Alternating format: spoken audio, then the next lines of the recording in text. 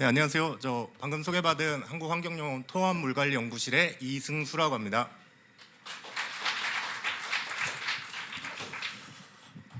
사실은 제가 작년 30주년 사회를 봤었는데요. 네, 올해는 또 이렇게 성과보고회로 이 자리에 서서 발표를 할 수 있게 돼서 대단히 영광으로 생각하고 있습니다. 멘트를 많이 준비했는데요. 시간이 되게 많이 흘렀기 때문에 빠르게 본론으로 들어가도록 하겠습니다. 도시침수 위험으로부터 국민의 안전 확보 방안입니다. 제가 발표드릴 내용은 이제 도시침수가 굉장히 많이 일어났고요. 그리고 이런 피해를 줄이기 위해서 도시침수 방지법이 제정이 됐습니다. 그래서 도시침수 방지법을 기본으로 해서 이제 도시침수 예보를 실시해야 되는데 거기에 대해서 우리가 어떤 것들을 준비하고 어떻게 도시침수 예보를 해 나가야 될까라는 고민에서 시작한 내용이 되겠습니다. 먼저 연구 배경 및 목적에 대해서 말씀을 드리고요. 그다음에 주요 연구 내용으로 그렇다면 해외에서는 지금 도시침수 관리 그중에 예보와 관련돼서는 어떻게 하고 있는지를 좀 살펴보고요. 실제 도시침수 예보가 시행이 된다고 한다면 그 실제 수요자는 아마도 지방자치단체가 될 겁니다. 그래서 지방자치단체에서 그 예보를 받아서 실제 상황을 준비하고 대응을 해 나가는데 어떠한 정보들이 필요한지에 대한 조사를 좀 했고요. 그리고 예보를 하게 된다면 실제 기준이라는 것이 존재를 해야 됩니다. 그래서 이때부터는 도시침수다 또는 이거는 어느 정도 위험하다, 이 정도는 굉장히 위험하다라는 어떤 기준들이 있어야 할 겁니다. 그럼 그 기준들은 어떻게 잡아야 하는지에 대해서 알아보고요. 그 다음으로는 지금 현재 본격적으로 도시침수 예보가 시행이 되지는 않았지만 우리가 여러 가지 기술들을 가지고 있고요. 그리고 또 그런 기술들을 이용해서 여러 가지들을 관측을 하고 있습니다. 그렇다면 실제 우리가 그런 관측 자료들을 이용해서 어떤 것들을 할 수 있을지, 그 다음에 예측 자료를 이용해서 우리가 어떤 것들을 할 수 있을지에 대해서 알아보고 마지막으로 결론 및 정책 제언으로 들어가도록 하겠습니다. 본격적인 발표에 앞서서 이렇게 좀 길게 말씀을 드린 건요, 뒤에 것들을 좀 중요한 내용 위주로 설명을 드리기 위함이었습니다. 좀 양해 부탁드리겠습니다. 연구 배경 및 목적입니다. 여기 계신 분들은 아마도 다들 잘 알고 계시겠지만 22년 8월 8일부터 9일까지 서울에서 굉장히 많은 인명피해가 났습니다. 도시침수로 인해서요. 여러 가지 사례들이 있습니다만 여러 가지를 보시면 대부분 이제 키워드는 반지하, 지하차도, 맨홀, 감전 이런 사고들입니다. 이런 부분들은 분명히 우리가 사전에 위험에 대한 정보를 알고 위험의 대략적인 위치만 알고 있었다 손 치더라도 상당 부분 막을 수 있는 그런 피해였다고 생각을 하고 있습니다. 그래서 이러한 필요성에 의해서 도시침수 방지법이 제정이 됐습니다. 그래서 도시침수 방지법에 근거해서 이제 도시침수 예보를 실시할 수 있는데 지금까지는 법적 근거는 마련되었으나 어떻게, 언제, 누가, 무엇을 예보해야 되는지에 대해서는 명확하게 규정된 것이 없습니다.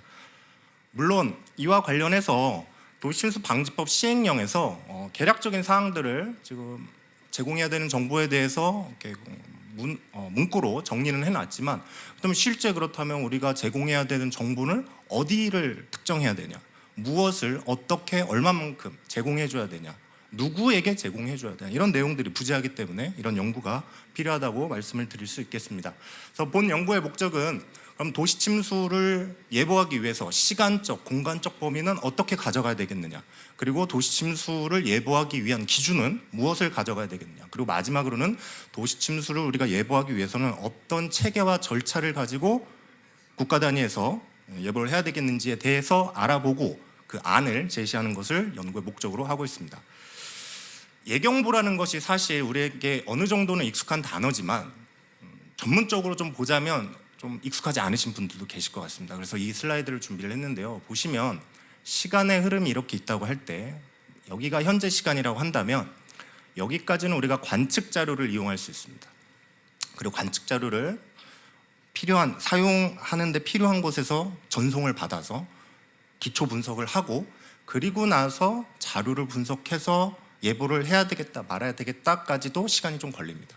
그렇다면 실제 나는 여기에 있지만 이때 받았던 자료를 가지고 예측 자료, 즉 예보를 하기 위한 자료를 생산하는 데까지는 좀 시간이 걸립니다. 그래서 보통 저희는 현재 시간을 기준으로 미래, 과거를 나누지만 원칙적으로 실제 예보를 하게 된다면 현재 시간보다 조금 더 후에 현재 자료를 얻을 수 있습니다. 그래서 보통 우리는 이거를 나우캐스팅이라고 그러고요.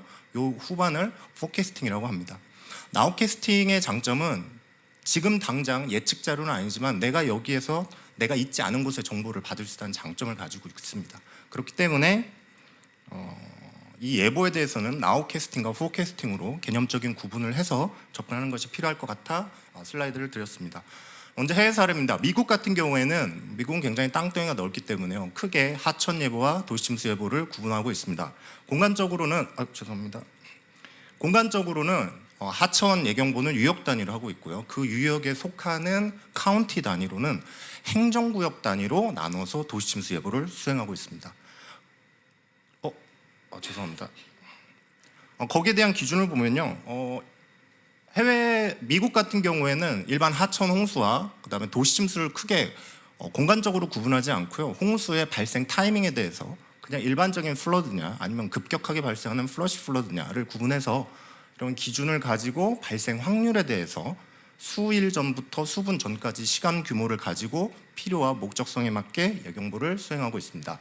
일본 사례입니다. 일본은 재해가 워낙에 많기 때문에 여기는 재난의 종류를 구분하지 않습니다. 다만 단계를 1에서 5단계까지 나누어서 예경보를 수행하고 있습니다. 다만 한 가지 특징적인 것은 일본 같은 경우에는 우리가 일반적으로 알고 있는 그 X밴드 편파 레이더라는 걸 이용해서요 강우를 예측하고 그리고 굉장히 좀 심플한 모델을 가지고 복잡하지 않게 도시침수를 예보하고 있습니다.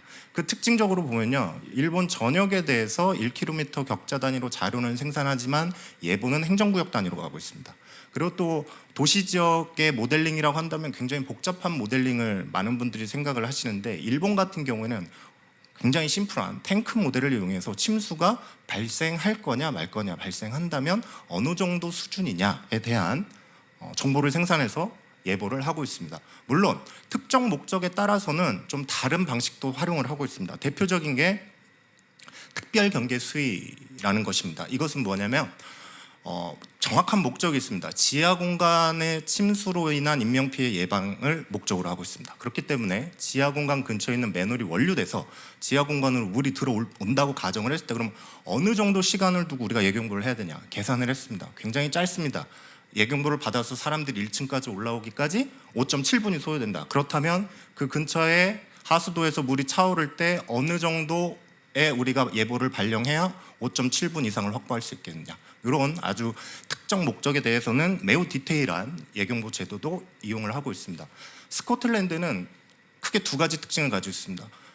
상황 대응을 위한 일반 공무원들, 유관 단체에 대해서는 다소 복잡한 매트릭스 형태의 홍수 위험 정보를 제공을 하고 있습니다. 그렇다면 이분들은 이걸 가지고 무엇을 하냐? 단순히 대피를 하는 게 아니라 어느 정도의 리스크가 있으니 이 시간에는 이런 준비를 해야 되겠다. 저 시간에는 저런 준비를 해야 되겠다라는 목적으로 활용을 하고 있습니다. 일반 시민을 대상으로는 크게 세 가지 간단한 기준을 적용해서 홍수 예경보, 도시침수 예경보를 하고 있습니다. 물론 여기에서 가장 큰 특징 중에 하나는 우리나라가 일반적으로 하천 홍수 예경보 하듯이 특정 지점에 대해서 특정 시간에 특정 수위에 대한 정보는 제공하고 있지 않습니다. 이게 스코틀랜드 홍수 예경보 사례인데요. 보시는 것처럼 상당히 좀 문자로 풀어서 예경보를 제공하고 정보를 제공하고 있습니다. 정확하게 숫자는 나오지 않지만 실질적으로 어디에서 무엇이 언제 어떠한 영향을 줄 수 있을까에 대한 정보 플러스 불확실성에 대한 정보까지 함께 줘서 실제 정보를 받은 사람들이 일상생활에서 응용해서 그런 재난 대비를 할 수 있는 그런 체계를 가지고 있습니다. 해외 사례 결과 시사점입니다. 행정구역 또는 특정 목적에 맞는 공간적 범위를 가지고 있다는 특징을 가지고 있었습니다. 그리고 관측자료 기반으로 하는 경우와 예측자료 기반으로 하는 경우 구분을 하고 있었고요. 시간적 범위는 수분에서 며칠까지, 그 다음에 활용 목적에 따라서 선행 시간은 달라진다는 것. 그리고 기준은 2단계에서 5단계까지 각각의 특성에 맞는 기준을 가지고 있지만 궁극적으로 도시침수라는 굉장히 복잡한 현상에 대해서 정확한 정량적 값은 제공하지 않는다라는 것들이 특징이었습니다. 두 번째는 아까 말씀드렸던 그렇다면 도시침수 예보를 하게 된다면 실제 그 정보를 활용해서 어떤 대비를 해야 되는 지자체에서는 어느 정도 수준의 정보가 있어야 그 사람들에게 굉장히 도움이 될 것인가에 대한 조사를 좀 시행을 했습니다. 예를 들어서 굉장히 정확하지만 발생하기 5분 전에 정보를 준다면 사실 우리는 아무것도 할 수가 없습니다. 따라서 다소 해상도는 정확도는 떨어지더라도 1시간 또는 2시간 전에 어떤 정보를 준다면 충분히 대비를 할 수 있을 겁니다.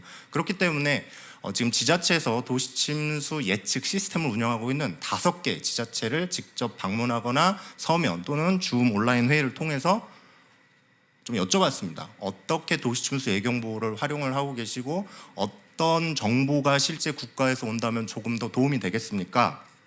라는 거에 대한 조사를 했습니다. 그 결과 궁극적으로 도시침수 예경보는 분명히 필요성이 크다. 적절한 수준의 정보가 온다면 우리에게 도움이 될 것이다. 다만 시간적으로는 최소한 발생 1시간 전에는 왔으면 좋겠다. 플러스 특정 지점에 대한 수치보다는 공간적으로 행정구역 단위의 정보를 줬으면 좋겠다라는 그런 결과를 저희가 얻을 수 있었습니다. 왜 그러냐면 일반적으로 공학이나 어떤 시뮬레이션을 전공하시는 분들은 특정 시간대, 특정 지점의 숫자가 얼마가 나올까를 정확하게 맞추는 거에 대해서 굉장히 노력을 많이 하시지만 궁극적으로 실제 대응을 하시는 분들은 행정 대응 체계는 지자체 단위로 되어 있기 때문에 그런데 정보를 주는 것들이 훨씬 더 효율적이다라는 말씀을 해주셨습니다.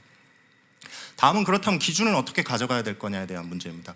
지금 보시는 것처럼 도림천, 재난안전연구원, 행안부, 그다음에 키스티 이런 곳에서 여러 가지 도시 침수는 몇 센치부터다. 그리고 그 위험은 몇 단계로 구분한다라는 것들을 많이 활용을 하고 있습니다. 다만 왜? 라는 거에 대한 근거는 좀 없었습니다. 이쯤 되면 도시 침수라고 하자. 또는 이 정도면 좀 위험하다고 하자. 라는 수준의 어떤 그런 기준들이었습니다. 그래서 이번 기회에 그런 것들을 좀 기준을 명확한 근거를 좀 남기고자 실제 도시 지역에 침수가 발생한다면 어떤 것들이 어떤 사람들이 가장 피해를 받겠냐. 첫 번째 사람이 가장 큰 피해를 받을 겁니다. 그다음에 두 번째로는 도시 지역에 있는 자동차들이 큰 피해를 받을 겁니다. 일반적으로 도시 지역 지하차도에서 나는 사고들 대부분 차 엔진에 물이 들어가서 시동이 꺼졌기 때문에 그곳에서 사람들이 많은 피해를 받기 때문에요. 선행 문헌을 조사를 해보니 핵심은 사람이 밖에 있을 때 무릎 위부터 물이 차기 시작하면 굉장한 공포심을 느껴서 피난에 어려움을 겪는다라는 다수의 선행 연구 사례가 있었습니다. 그걸 가지고 그렇다면 그 사람은 누구로 특정을 해야 되겠느냐? 일단은 가장 안전하게 가야 되니까요. 외부 활동이 가장 자유로운 초등학생 1학년을 대상으로 신체 사이즈 비율을 좀 조사를 했습니다. 자, 무릎 정도 되면 그게 몇 센치가 될 거냐? 신체 비율을 적용을 해서 숫자를 좀 도출을 해봤습니다. 그리고 자동차는 우리나라에서 연구소에서 만든 자동차 엔진 높이 정보가 있었습니다. 그것들을 가지고 종합을 해보니 초등학교 1학년 정도 되면 평균 무릎 높이 이상이 한 30cm다. 아까 말씀드렸지만 무릎 높이 이상이 되면 굉장히 공포심을 느껴서 피난이 어렵기 때문에 초등학교 외부 활동이 자유로운 초등학교 1학년 학생들은 30cm가 리미트가 될 것이다. 자동차는 평균적으로 50cm가 되면 엔진룸에 물이 들어간다라는 수치를 좀 확인을 했었습니다. 요거와 관련돼서는 이따가 도시침수 예경보 기준으로 다시 한번 말씀을 드리도록 하겠습니다. 다음으로는 그렇다면 우리가 지금 여러 가지 관측을 하고 있는데요. 그 관측 자료를 가지고 실제 우리가 예경보에 어떻게 활용할 수 있을까에 대해서 좀 검토를 해봤습니다. 22년도 도림천 인근입니다. 여기가 도림교고요. 여기가 양산교. 요 주변에 좀 파란색으로 보이는 게 22년 8월 달에 실제 침수가 발생했던 침수 흔적도가 되겠습니다. 도림천을 주변으로 가까운 데도 있고 좀 먼 데도 있고요. 그래서 도림천이 범람에서 발생한 침수도 있고 그렇지 않고 지표면 유출수라고 그러죠. 그러니까 빗물이 다이렉트로 들이닥쳐서 했던 침수가 있었습니다. 요 주변에 5개의 맨홀에서 맨홀 수위를 관측을 하고 있었습니다. 하수 관로 수위라고도 하고요. 요거는 강우고 요거는 그 당시에 관로 수위가 변했던 겁니다. 얼마나 빨리 올라갈까? 얼마나 빨리 내려갈까? 비가 왔을 때 이 속도를 좀 측정을 해봤습니다. 그랬더니 총 5개 지점에서 1m 상승하는데 좀 변수는 있습니다만 굉장히 빠른 거는 10분, 그 다음 거는 한 13분 정도 걸렸습니다. 물론 1시간 이상 걸린 것도 있었습니다만 실제 우리가 이 자료를 이용해서 이제 이 정도 됐으니까 좀 위험합니다, 넘칠 것 같아요 라는 정보를 제공하기에는 굉장히 어려움이 있지 않을까. 다만 아까 말씀드린 나우캐스팅 위주로 현재 상황이 이렇습니다 라는 정보를 주기에는 충분히 가능하지 않을까라고 생각을 했습니다. 두 번째로는 하천수입니다. 아까 말씀드린 것처럼 똑같은 방식으로 측정을 했습니다. 올라가는 속도, 내려가는 속도. B가 요거는 누적 강수량입니다. 한 번 피크 치고요, 좀 잦아들었다 두 번째 피크를 쳤습니다.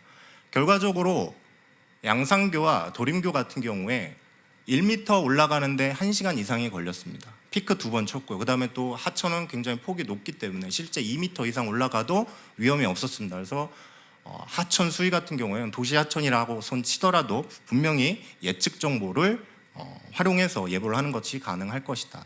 그렇다면 하천 수위와 맨홀 수위는 무엇으로 예측을 하냐? 강수 자료로 이용을 합니다. 도림천에서 지금 실제 한강 홍수통제소에서 레이더 예측 정보를 이용해서 침수 예측을 하고 있습니다. 그 당시에 썼던 자료들을 코롤레이션 값을 좀 봤습니다. 이거는 실제 현재 시간을 기준으로 몇 분 정도 쓸만한 데이터가 되느냐라는 것을 볼 수 있습니다. 보통 한 0.6 정도 되면 본다고 하는데요. 세 개 케이스에서 봤을 때 얘네들이 굉장히 훅 떨어지고요. 실질적으로 40분 이상 되면 신뢰성을 좀 가지기 어렵다라는 결론에 도달을 했습니다. 결론입니다. 도심수와 관련된 예경보를 하기 위해서 시공간적 범위는 최소 1시간 전에, 그리고 그 공간적 해상도는 행정구역 단위로 가는 것이 맞겠다. 그리고 맨홀 수위 같은 경우에는 너무 힘들게 예측을 하려고 하지 말고 그 자료 자체가 가지고 있는 특성을 살려서 나우캐스팅 위주로 가는 것이 맞겠다. 다만 도시 하천 같은 경우에는 예측 정보로서의 선행 시간을 확보할 수 있으니 그거는 예측 정보로 쓰는 것이 가능하겠다라는 결론에 도달을 했고요. 그다음에 도시 침수는 아까 말씀드린 것처럼 자동차를 기준으로 50cm가 되면 엔진이 멈추고요. 30cm가 되면 사람이 초등학교 1학년이 공포심에 대피를 하기 어렵습니다. 여기 나온 0.1cm는 다소 좀 작긴 하지만 자동차 규정상 바닥에서 가장 높이 떨어져야 되는 최소 수치가 10cm입니다. 그러니까 10cm 이상부터는 자동차 안으로 물이 들어올 수 있다는 거죠. 그래서 이런 기준들을 이용해서 예경보에 활용을 하면 좋겠다. 그리고 예경보 체계 절차항 같은 경우에는요, 요거는 포캐스팅입니다. 실제 지금 우리가 하천 예경보를 할 때 가지고 있는 정보 수집, 분석, 전파 체계입니다. 유사하게 도시침수도 가되 도시침수에서는 아까 계속 말씀드린 예측과 더불어서 나우캐스팅, 이것도 같이 활용을 해야 분명히 효과적일 것이다 라는 내용이 있습니다. 그리고 도시침수 예보를 할 때 특정 지역, 특정 지점, 정확한 숫자를 얘기하는 것보다는 어느 지역이 어느 정도, 언제쯤, 어느 정도 수준의 위험을 줄 수 있을 것이다 라는 상황 정보를 이용해서 실제 위험한 곳에 가지 않게 도시침수가 발생하더라도 인명피해가 나지 않는 그런 예보 발령문을 좀 제안을 드렸고요.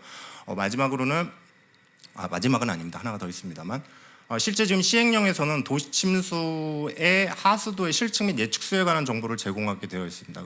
그렇지만 아까부터 계속 말씀드렸던 것처럼 하수도의 수위는 굉장히 빠르게 변하니까 실제 예측할 수 없는 그런 불확실성이 높은 자료를 하는 것보다는 실측 자료만 제공할 수 있도록 시행령을 개정하는 것들이 좀 필요하겠다라는 것이었고요. 마지막으로는 본 연구를 수행하면서 앞으로 어떤 연구들이 조금 더 필요하겠느냐, 어떤 정책적 노력이 필요하겠느냐라는 것을 봤을 때 아까 보여드렸습니다만 실제 레이더 자료를 이용해서 굉장히 복잡한 모델링을 통해서 도시침수에 대한 예측을 하는 것은 현실적으로 좀 어렵습니다. 그렇기 때문에 일본 사례와 같이 좀 단순한 방법을 이용하더라도 실제 예보에 활용할 수 있는 적정 수준의 정확도를 가지는 한국형 도시침수 예측 기법을 좀 개발하는 것들이 필요하겠다. 그리고 도시침수 예보, 예측의 가장 큰 인풋 자료인 초단기 강수 예측의 정확도를 올리기 위한 연구가 필요하겠다. 그리고 요거는 이제 아까 좀 시간 관계상 말씀을 좀 못 드렸습니다만 아까 말씀드렸던 5개의 지자체, 도시침수 예측 시스템을 운영하고 있는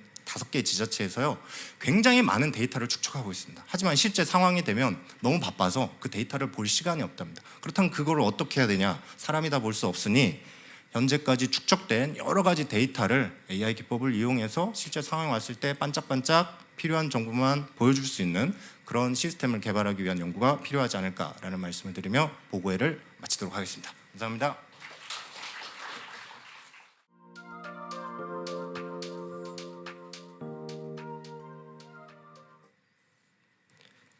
네, 안녕하세요. 방금 소개받은 한국환경연구원의 이문환입니다.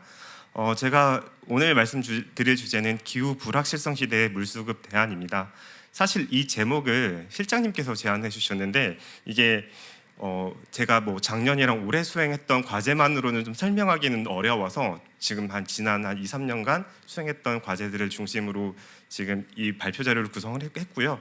그러다 보니까 앞서 그 이순수 박사님께서는 되게 하나의 주제에 대해서 되게 깊숙하게 말씀을 해주셨는데 저는 그런 것보다는 좀 개략적으로 방향성에 대한 내용들을 위주로 준비를 했습니다. 네, 그럼 발표를 시작하겠습니다.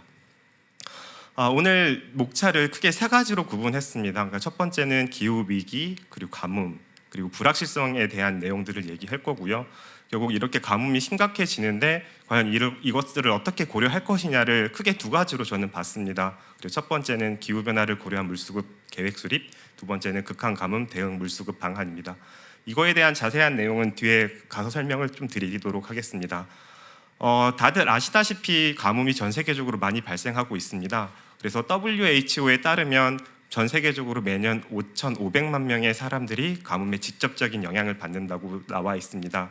그리고 지금 보시는 그림 같은 경우에는 2022년에 가뭄이 발생했던 지역을 좀 표시해 놓은 건데요.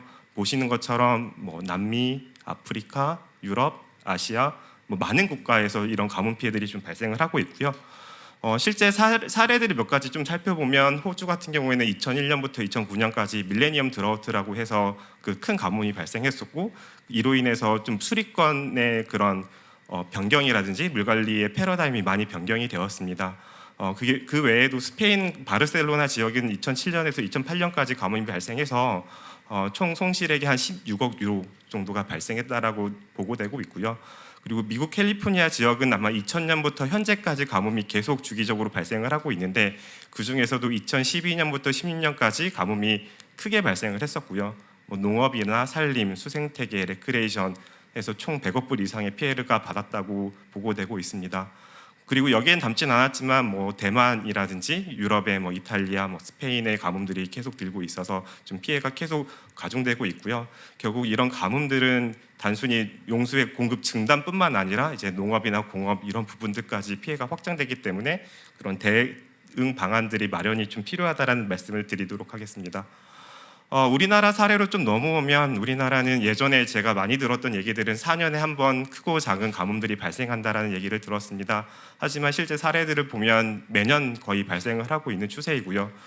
그 중에서도 1967년부터 68년, 1994년부터 95년, 그리고 2008년에서 2009년은 이제 강원도 태백 쪽에 좀 피해가 컸고 2014년에 15년은 이제 충남 보령댐 쪽이 좀 가뭄이 심했던 것들로 판단됩니다. 이런 우리나라의 가뭄이 크게 발생했을 때를 좀 따져보면 크게 두 가지 요인이 복합적으로 발생할 때 발생을 합니다.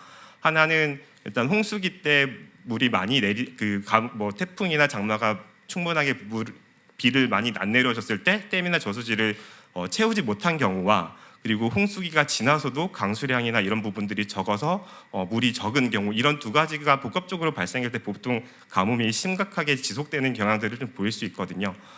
2022년과 2023년 발생했던 광주 전남 사례도 비슷합니다. 네, 그래서 그때 당시에 광주광역시도 30년 만에 제한급수가 처음으로 시행됐을 만큼 위기가 있었고 전남의 일부 지역에서는 그 제한급수가 좀 극심하게 발생을 했던 적들이 있습니다. 가뭄 대책을 수립하고 있지만 아직도 여러 지역에서 그런 생활용수 급수 피해들이 발생하는 것들도 있고 가뭄이 계속 발생하고 있는 것들을 좀 보실 수 있습니다. 여기에 이제 기후 변화라는 요인이 들어가면 가뭄은 더 심화될 거라는 얘기들이 많이 나오고 있는데요. 이게 개념적으로 봐도 기본적으로 지표의 온도가 상승하면 증발자량이 증가하고 토양 수분이 감소하며 그리고 강수량의 시공간적 변동성이 커지기 때문에 결국 기후학적, 농업학적, 수문학적 가뭄 등이 더 심화된다라는 얘기들을 하고 있고요.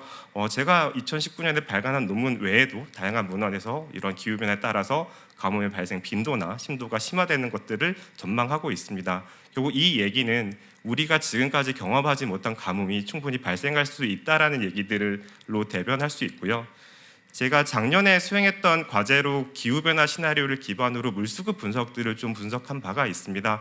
그래서 기후 모형 그리고 다양한 미래 온실가스 배출 시나리오 그리고 다양한 기후 모형 그리고 미래 기간으로 다 봤을 때 약간 상이한 물 부족량이 상이하게 산정됩니다. 그럼에도 불구하고 특정 모형, 특정 시기에 큰 규모의 물 부족량을 산정을 하는데 결국 여기서 이렇게 발생하는 물 부족을 그리고 가뭄을 어떻게 대응해야 되는지에 대해서 저는 두 가지로 지금 제시를 했습니다. 첫 번째는 일정 수준의 변화는 계획 수립 시 반영해서 기본적인 물 공급 능력을 향상시키는 방향으로 가야 되고 정말 우리가 지금 제가 체크해 놓은 여러 포인트들이 있지만 그런 포인트들이 발생했을 때는 이런 계획 수립으로 모든 걸 할 수 없기 때문에 좀 극단적 상황으로 간다고 하면 비상대처 계획으로 좀 대응을 해야 되지 않을까라고 해서 오늘 그 대안을 좀 두 가지로 제시를 했습니다.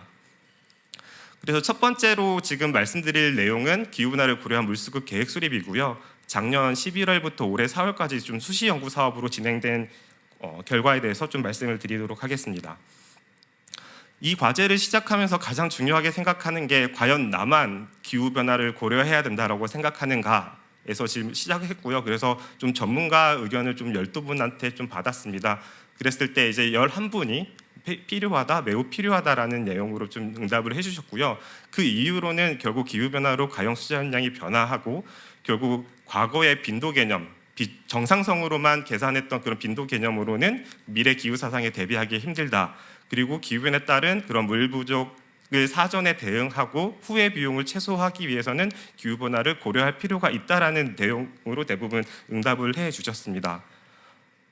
그러면서 제가 또 궁금해서 여쭤본 것이 그럼 기후변화를 왜 물수급 계획 수립 시 고려하지 못하는 주요 원인은 무엇입니까? 라고 여쭤봤었고요.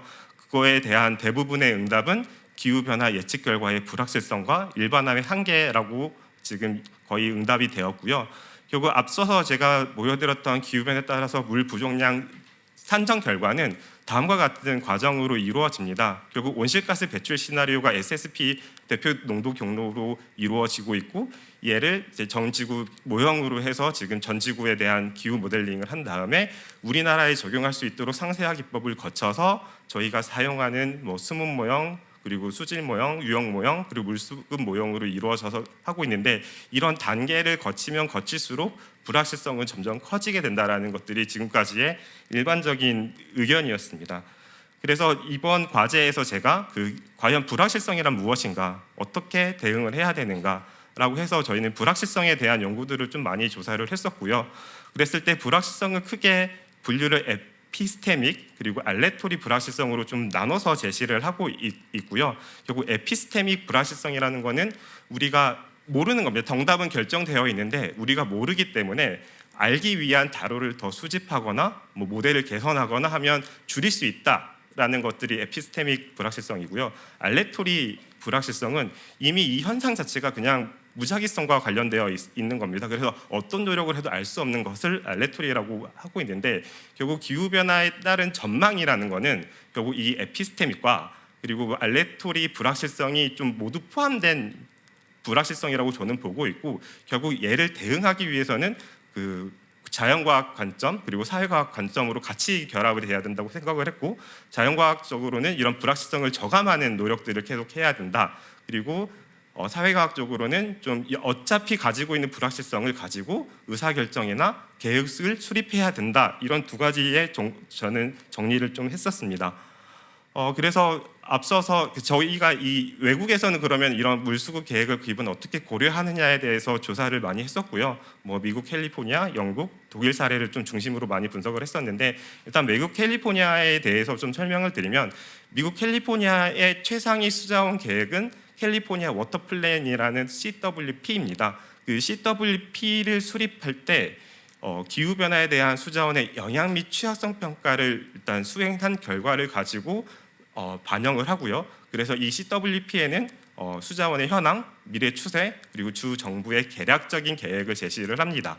그리고 CWP를 기반으로 CWSS라는 전략을 수립을 하는데 여기에 최근에 2022년에 수립된 전략에 따르면 일단 미래 기후 변화로 2040년대에 물 공급량이 10% 감소할 것으로 전망을 해서 단계적으로 7MAF를 확보하는 그게 100만 에이크립 핏인데 우리나라로 보면 7MAF가 F는 한 80억 톤 정도 되는 양입니다. 그래서 80억 톤을 앞으로 2040년까지 단계적으로 확보하겠다라는 내용들을 CWS에서 밝히고 있고요.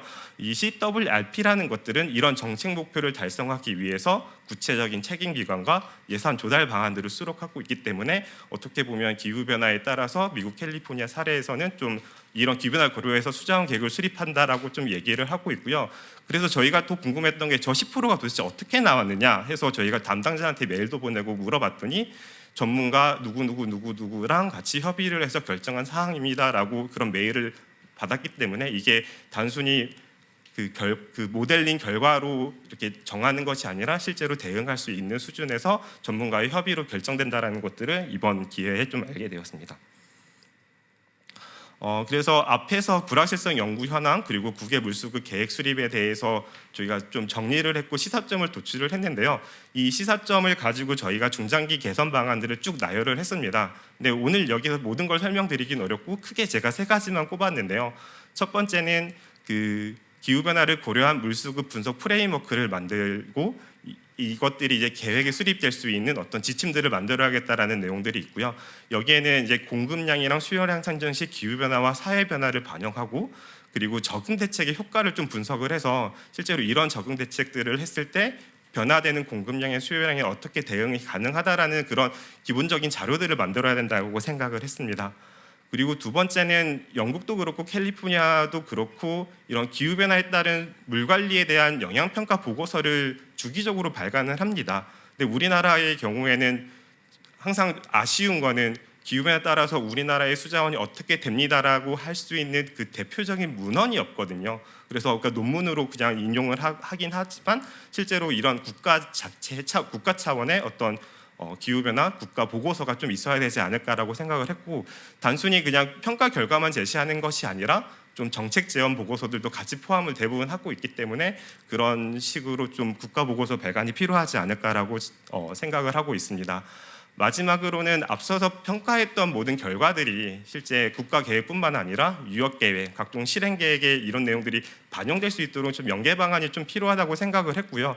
특히 국가 물관리 기본법의 경우에는 기후 변화에 의한 물관리 취약성 대응 방안을 반영하라라는 그런 문구들이 있는데 뭐 수자원법, 수도법, 하천법 이런 데는 이런 부분들이 고려하는 조항들이 없거든요. 그래서 좀 이런 부분들이 고려되고 지침이 만들어져서 실제 계획을 수립할 때 이런 기후 변화에 대한 평가 결과들이 반영될 수 있는 체계로 가는 게 앞으로 가는 게 좋지 않을까 제안을 드립니다.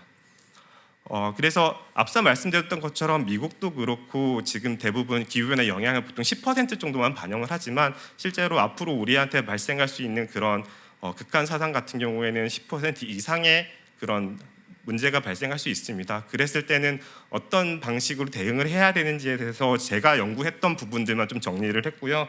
첫 번째는 유연한 용수 배분 체계가 좀 필요하다고 생각을 했습니다. 우리나라는 어쩔 수 없습니다. 그 수자원이 많이 분포하고 있는 지역과 그 용수를 많이 쓰는 지역이 나눠져 있기 때문에 다양한 형태로 물 이동 체계가 구축되어 있는데요. 하지만 지금 우리나라의 그 물관리 방침은 결국 유역 내 물관 자급률을 높이면서 기후 확보된 수자원을 효율적으로 활용할 수 있는 체계를 구축해야 된다라고 되어 있기 때문에 이 부분을 우선시하면서도 실제로 메가 가뭄이나 이런 것처럼 광범위한 범위의 가뭄이 발생하면 그 유역 내에서 해결이 안 될 수도 있거든요. 그랬을 때 이제 대권역 간의 물이동이라든지 재배분 체계가 좀 제도적으로 구조적으로 필요하지 않을까라고 제안을 드리는 거고요. 두 번째는 물 절약입니다. 결국 시민사회의 자발적 물 절약 사회가 구축이 되어야 되는데 지금 보시는 그림은 2023년에서 2023년 광주시의 그 물센 상량을 얼마나 저감했는지를 보여주는 자료거든요. 그때 당시에 광주시에서는 20% 정도를 저감하는 것을 목표로 했지만 실제로는 6에서 10% 정도의 물 절약 효과가 발생되었습니다. 한마디로 20%를 달성하기에는 쉽지 않다라는 내용들이 있고요. 그리고 실제 가뭄이 발생하고 그리고 실제 이런 제도가 시작했던 것과 좀 타입이 좀 갭이 있습니다. 그래서 조금 대대적인 물절약 홍보를 조기에 추진을 하면 피해를 최소화할 수 있지 않을까라고 생각을 하고 있습니다. 그리고 결국 이런 용수를 획기적으로 절감하기 위해서는 국가의 제도적 장치, 지방 정부의 적극적 홍보, 그리고 시민사회의 실질적인 참여가 좀 필요하다고 말씀을 드리는 거고요. 하지만 지금 우리나라 같은 경우는 1인당 1일 물 사용량이 지금 꽤 높은 편이고요. 그리고 2006년부터 현재까지 계속 증가하고 있습니다. 그리고 그러면서 이제 그 생산 원가와 수도 요금의 간극은 점점 커지고 있어서 좀 그 현실화율이 낮은 상황인데, 실제 가뭄이 발생했을 때 그 인센티브를 주는 것이 아니라 물 절약을 유도할 수 있는 요금 체계를 통해서 좀 절수 효과로 하고, 그리고 이런 현실화율을 높일 수 있는 방안으로의 방향이 돼야 되지 않을까라고 제안을 드리고요. 실제로 제가 작년에 수행했던 과제로 일반 시민의 그 물절약에 대한 참여 의향을 좀 물어봤었는데, 그때 대부분의 사람들이 참여할 의향이 있다라고 얘기를 많이 해주셨고요. 그리고 그때 분석에서는 가뭄을 직간접적으로 경험한 사람과 아닌 사람을 구분해서 했을 때 직간접적으로 경험한 사람들이 더 많은 그 의향을 내비쳤던 걸로 기억이 납니다. 그래서 이런 의향들을 가지고 어떻게 생활용수를 줄일 수 있는지, 국민에 대한 홍보라든지 이런 것들을 지원 방안 같은 것들이 좀 마련이 필요하지 않을까라고 생각을 하고 있고요. 하지만 미국 캘리포니아도 이런 비슷한 수준이었습니다. 그래서 미국 캘리포니아도 물절약을 이렇게 공고하다가 너무 극심한 가뭄이 발생하니, 근데 하지만 이게 발생하는 반면에 물 수요량이 줄어들지 않아서 좀 국가에서 물 보전법이란 걸 제정해서 좀 국가에서 좀 컨트롤해서 그 물 수요 관리를 하는 방식으로 많이 바뀌었거든요. 그래서 우리나라도 좀 국가 차원의 용수 수요 관리가 정말 가뭄이 극심한 경우에는 들어가야 되지 않을까라고 생각을 했고요. 실제 작년에 연구했던 결과에서 결국 가뭄이 심각하게 들었을 때 하천 유지 유량만 줄이는 것이 아니라 생활용수, 공업용수, 농업용수도 실제로 많이 삭감할 수 있도록 시수 제한율을 명확하게 제시를 하고, 이것들이 진행될 수 있는 그 제도와 법 체계를 저희가 제안한 바가 있고요. 그래서 앞으로도 이제 가뭄이 발생했을 때 하천 유지 유량뿐만 아니라 좀 생활용수, 농업용수도 같이 줄여 나가자라는 내용들을 제안한 바 있습니다. 마지막으로 제안을 하는 거는요. 지금 가뭄의 경우에는 국가가 대부분 관리를 하고 있습니다. 지방 정부의 역할이 별로 없거든요. 하지만 실제로 가뭄이 발생하면 지방 정부의 역할이 좀 강해져야 됩니다. 그 이유는 결국 가뭄에서 가장 중요한 거는 현장으로 가야 됩니다. 제가 세종시에 살고 있지만 저 같은 경우에는 이제 대청된 물을 쓰고 있기 때문에 좀 안정적으로 물을 쓸 수 있거든요. 하지만 세종시 그 면이나 이쪽으로 넘어가면 지하수를 써서 농업을 하시는 분들도 많고, 그 특성이 같은 시군에 살아도 다르다고 저는 판단을 하고 있기 때문에 그걸 가장 잘하는 건 지방 정부라고 생각을 합니다. 그래서 지방 정부에서 어떤 지역 특성을 고려해서 실효성 있는 가뭄 대책이 개발이 필요하다고 생각을 하고 있고요.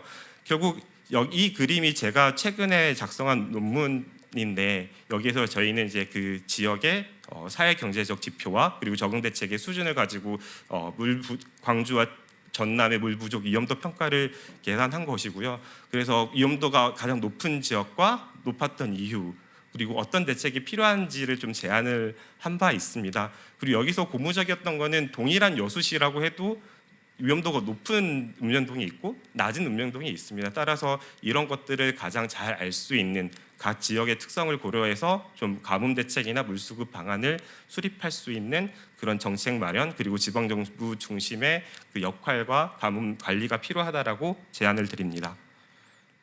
네, 이상으로 발표를 마치고요. 사실은 제가 다양한 연구에서 오늘 자료를 다 사용했는데 그 자세한 내용들은 여기 써 있는 관련 발간물에 제시되어 있습니다. 네, 이상입니다.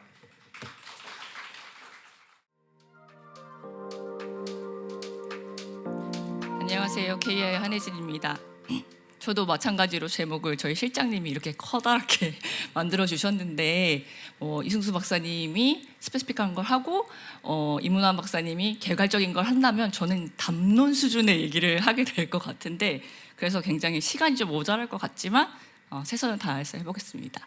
국가물관리 기본계획은 21년 6월에 수립이 되었습니다. 그리고 지금 시간이 지나서 저기 보시면 26년 6월까지 수정계획이 수립되었습니다. 그때까지 계획이 캐비넷에 들어간 것은 아니고요. 그것을 이행하기 위해서 많은 제도들이 바뀌었고 또 여건들도 바뀌었습니다. 가장 크게 소소하게 바뀐 것 중에 하나는 하천관리 일원화돼서 마지막 물관리 국토부에서 환경부로 온 거고요. 그리고 굉장히 큰 변화는 정부가 바뀌었죠. 그래서 새로운 국정 방향이 설정이 되었고 그에 맞는 물관리위원회가 제2기를 맞이했습니다. 제1차 국가물관리 기본계획은 계획 자체로 있었던 건 아니고 물관리 기본법이 상당히 타이트하게 만들어진 법이기 때문에 주류화를 시키기 위한 뭐 하부의 계획과 국가 계획이 얼만큼 잘 맞느냐, 그리고 이행은 매년 하고 있느냐라는 이행 상황 평가를 해서 국가물관리위원회의 심의를 매년 받고 있고요. 그리고 그것들을 다 반영을 해서 26년 6월까지 수정 계획을 수립해야 되는 체계를 가지고 있습니다. 그래서 뭐 하부 계획과의 부합성 심의 제도는 국가 수준, 뉴욕 수준으로 다 하고 있고요. 제1차 국가물관리 기본계획이 전략 계획이기 때문에 155개의 세부 과제 카드를 만들어서 일일이 부처의 일들이 계획에 맞게 이루어지게 계획을 수립을 한 번 더 했습니다. 그리고서 이거를 평가를 하는 제도로 해서 22년을 한 번을 했고 지금 23년을 평가 중입니다. 그리고 여기서 나왔던 여러 가지 문제들과 여건 변화들에 맞게 이제 수정 계획이 수립되기 위해서 타당성에 대한 평가를 하고 그다음 수정 계획을 수립해야 되는데 이제 타당성에 대해서는 어떻게 해야 된다는 게 법률적으로 정비되어 있지 않기 때문에 저희가 이제 과제를 했습니다. 국가 계획의 타당성이라는 건 어떻게 평가할 것이며 거기서 발굴된 수정 이슈는 무엇일까라고 얘기를 말씀드립니다. 물관리 기본법을 보시면 5년마다 국가 물관리 기본계획의 타당성을 검토 후 그 결과를 반영해서 국가계획의 변경 필요라고 되어 있지만 타당성이란 무엇인가라는 것은 없고 사실 일본의 물순환 기본법의 같은 경우에는 여건의 변화와 대책의 효과 평가 이 두 가지를 통해서 타당성 평가라는 게 법률로 정해져 있지만 우리는 없기 때문에 타당성 평가의 연구를 하기 위해서 문헌 연구도 하고 데이터 분석도 하고 국가물관리위원회나 공무원의 신측 면접을 통해서 타당성 평가와 수정 이슈들을 발굴을 했습니다. 그래서 만들어진 체계가 타당성 평가 체계 아니고요. 타당성 평가 대상은 첫 번째는 목표가 잘 설정되었느냐, 두 번째 이 30년의 목표를 설정하기 위해서 과연 전망은 잘했느냐, 세 번째 그럼 그거에 맞게 전략이 만들어져 있느냐를 평가 대상으로 잡았고 우리가 수립했던 21년 6월 계획 자체가 타당한 것인가, 집행할 때 타당했던 것인가, 그리고 지금 5년이 지난 지금 여건이 변한 것에 여전히 그 1차 계획은 타당한 것인가를 보는 체계를 만들었습니다. 그중에 오늘은 그 집행에 대한 얘기와 여건 변화에 대한 얘기를 중심으로 담론적인 얘기를 이제 말씀을 드리도록 하겠습니다. 국가물관리 기본계획 수립 이후 크게 여러 가지 이제 저희가 변화를 마련했습니다. 그러니까 총체적 난국이라고 말할 수 있는 위기를 했는데 첫 번째가 다들 아시다시피 기후 위기입니다. 기후 위기는 방금 이문환 박사님이 굉장히 많이 말씀하셔서 그 중에 저는 기후 위기 자체도 굉장히 중요하지만 불확실성이라는 것이 굉장히 중요하다고 생각합니다. 저희는 이제 불확실성 안에서 의사결정을 해야 되는데 그것이 우리가 준비가 되어 있느냐 이 부분입니다. 그래서 불확실성이 어떻게 나왔냐? 비가 왔다가 가뭄이 들었다가 하는 겁니다. 그것도 동시다발적으로요.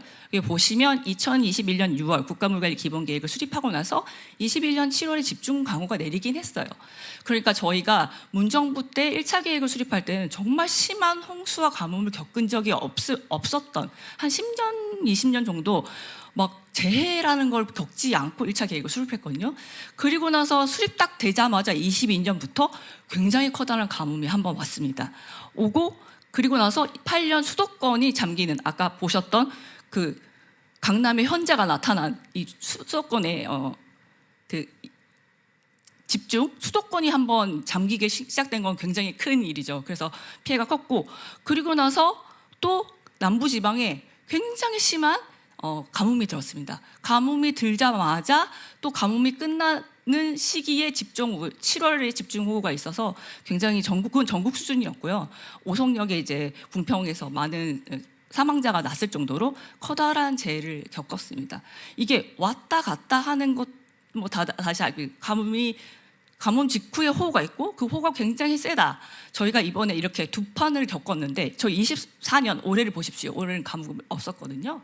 그리고 집중호우가 어떨지 모르는 거예요. 이 패턴도 사실 패턴이 아닌 게 이게 불확실성이라는 거죠. 그러니까 저희가 이 패턴을 생각해서 물을 가둬놓았다고 생각하세요? 지금 사실은 물이 굉장히 많이 차 있어요, 댐에.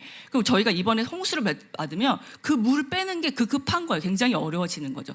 그러니까 이 패턴도 패턴이 아닌 불확실성이 저희는 가지고 있다는 거고, 그런 것 때문에 전 세계가 이렇게 물위기가 촉발이 되고 이런 좌초사살이라는 리스크가 심화가 됐습니다. 우리나라 상황만은 아니죠.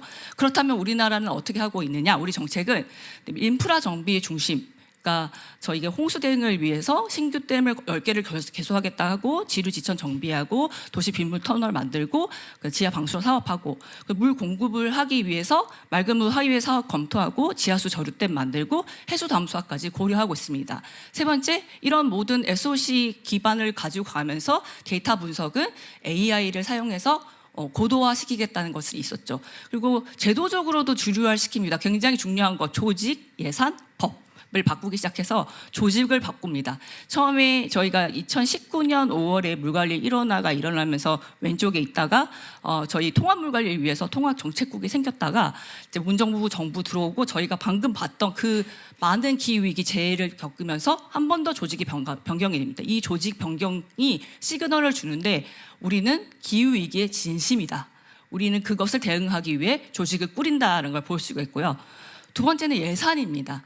환경부와 그리고 행안부의 이제 방제 예산이 굉장히 늘었다는 거죠. 물관리에 원래는 한 24년에 환경부가 한 6.3조까지 매년 증가했죠. 원래 3.7조에서 6.3조까지 늘었다는 건 굉장히 늘었다는 얘기거든요.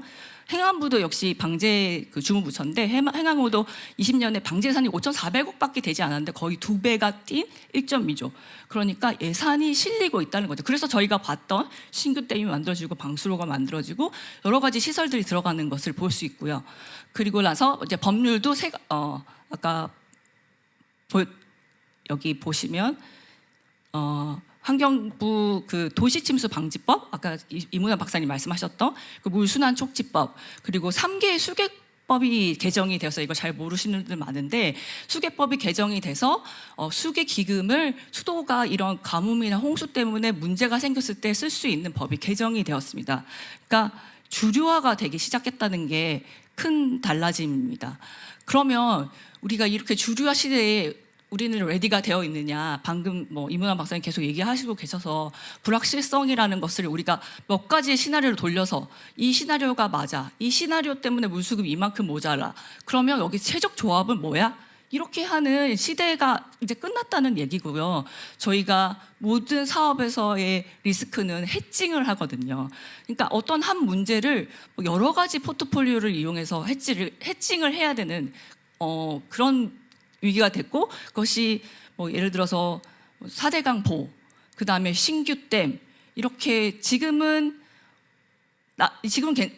이제 인프라라고 들어올 수 있지만 향후의 시기가 지나고 나면 사회적 갈등의 대상이 될 수 있는 커다란 결정을 지을 수 있고, 그 결정에 대해서 저희는 해칭을 하고 있느냐, 그 언설튼티에서 해칭을 하고 있느냐, 그 부분에 저희가 고민을 해야 되고, 그러기 위해서는 사실 아까 말씀하셨던 물리적으로도 얼만큼 기후변화가 될 것인지를 하는 것도 있지만 우리가 어떤 의사결정을 이 불확실성에서 할 것이냐를 결정해야 되고, 이것들이 계획에 들어가야 된다고 생각합니다. 두 번째는 인구 위기입니다. 저희가 오늘 식사하면서도 인구 위기에 대해서 얘기를 했는데 미중력의 기록입니다. 거의 0.44. 저희는 이제 저희 한국인은 없어질 수 있는 상황이 온 거죠. 이게 저희가 그래서 부총리도 인구 이제 위기를 위한 어떤 위원회가 생기고 전국 전 부처가 이제 달려들고 있는데 물관리는 가만히 있어도 되나? 사실은 아니거든요. 물관리 시설들은 그리드 시설이에요. 관망 시설이고, 그 관망 시설은 커다랗게 돈이 들어가고 어떻게 조금 해볼 수가 없는, 그러니까 이너시아라고 하는 관성의 특징을 가진 관망 시설이고, 그런 부분에서 관망은 굉장히 큰데 사람한테 보낼 물이 별로 없다면 수요와 공급이 불균형이 생기고, 그러면 이제 규모의 경제를 할 수 없는 문제가 있고, 그럼 유지 보수 비용이 엄청 증가하는데 사람이 없으니까 돈도 없어요. 우리가 지방이 움직여서 독립생산을 하고 있는데 돈도 없는 상황이고, 그렇게 되면 물을 보낼 일이 없으니까 물은 관망에서 고이게 됩니다. 고이게 되면 수질의 문제가 생길 수 있고, 이거는 하수망도 그렇고 수소망도 똑같은 상황입니다. 이러한 인구 위기에 저희 그리드 관망에 대한 전략이 대응이 되고 있느냐, 물론 굉장히 커다랗게 수도 통합 사업, 우리는 그러면 수도 통합으로 인구 위기에 대해서 대응하겠다는 것들은 지금 정부에서 잘 하고 있고, 약간 지지부진한 면이 있지만 그래도 MOU도 맺고 기초접수와 추진하고 있고 수도법 개정을 추진하고 있는 상황입니다. 그렇다면 우리는 사실은 인구 위기 대응을 하기 위해서 물 관리에 대한 시설에 대해서 방향을 설정을 해야 됩니다. 우리 어디까지를 공급할 것이고, 최소로 공급해야 되면 그 공급량을 얼마일 거고, 집약적으로 할 것인가 네트워크로 할 것인가, 이 부분에 대한 하나하나의 결정이 필요하고, 장수명화 당연히 해야 되니까 자산관리 고도화 해야 되는 거죠. 그럼 자산관리를 고도하기 위해서 저희가 이미 보조금을 풀어서 했는데 왜 이건 지지부진한지에 대한 쟁점을 파악해서 그 방향을 설정해야 되고요. 통폐합의 방향을 설정해야 됩니다. 통폐합은 어떤 식으로 할 것인지, 어느 범위로 할 것인지, 어느 시설로 할 것인지를 설정을 해야 되고, 네 번째, 건전한 재정 전략이 필요합니다. 이 모든 건 돈으로 결정이 나는 거죠. 돈이 없으면 최소의 기준으로도 보낼 수 없으니까 그 재정을 하기 위해서 어떤 요금 정책을 쓸 것인지, 그리고 국고의 보조는 모럴 해저러드라고 기재부가 말할 정도로 계속 못하는 사람들에게 계속 붙는 이 형태로 갈 것인지에 대한 여러 가지 담론적인 문제들이 되어 있고, 그럼 수도는 아직까지 민자 투자를 하고 있지 않은데 민자에 대해서는 고려해 볼 것인가, 민자 투자를 어떤 식으로 받아들일 것인가에 대해서도 이제는 얘기를 해볼 시간이 되었다고 생각합니다. 세 번째는 좀 간과하고 있는 부분인데요. 저희는 신사업이라고 해서 미래 전략 사업에 대한 대응을 산자부 입장에서 하고 나서, 그 산자부 일을 하고 나서 물이 얼만큼 모자라지 하면서 이제 물 정책들이 들어갑니다. 저희가 밀고 있는 반도체 사업, 수소 에너지 사업, AI 데이터 사업, 2차 전지 사업, 요 앞에 세 사업은 생각보다 물을 굉장히 많이 쓰는 사업이에요. 근데 도대체 물을 근데 얼만큼 필요한지도 모르고 얼만큼 공급할 수 있는지도 모릅니다. 왜냐하면 이게 우리나라는 공업용수라는 부분에 산정을 하고 있지 않아요. 어떠한 산업이 물을 얼만큼 쓰는지 아무도 모릅니다. 그래서 어떤 제조업 아니면 반도체업이 물을 사용하는지 아무도 몰라요. 그래서 이 부분에 대해서는 또 알려고 하니 기업 비밀이라고 모르는 게 있고요. 저희가 AI 데이터 센터에 대해서 얘기를 많이 하고 있는데, AI 데이터 센터는 여러 가지 원인으로 지금 확대되고 있습니다. 우선 첫 번째는 AI 수요가 많은 거죠. 우리 모든 사람이 챗GPT를 가지고 있다면 저희 그 데이터 센터가에 대한 수요가 많을 거고, 부동산 PF가 이렇게 넘어지면서 임대율이 굉장히 장기간으로 되고 수익률이 높은 대로 지금 파이낸싱이 다 몰리고 있어요. 데이터 센터가 돈이 된다는 게 있기 때문에 몰리고 있고, 이 부분에 대해서 이제 문제는 그 데이터 센터는 전력도 굉장히 많이 사용하지만 열이 많이 나기 때문에 물을 많이 사용합니다. 물을 사용하는 방식이 가장 싸고요.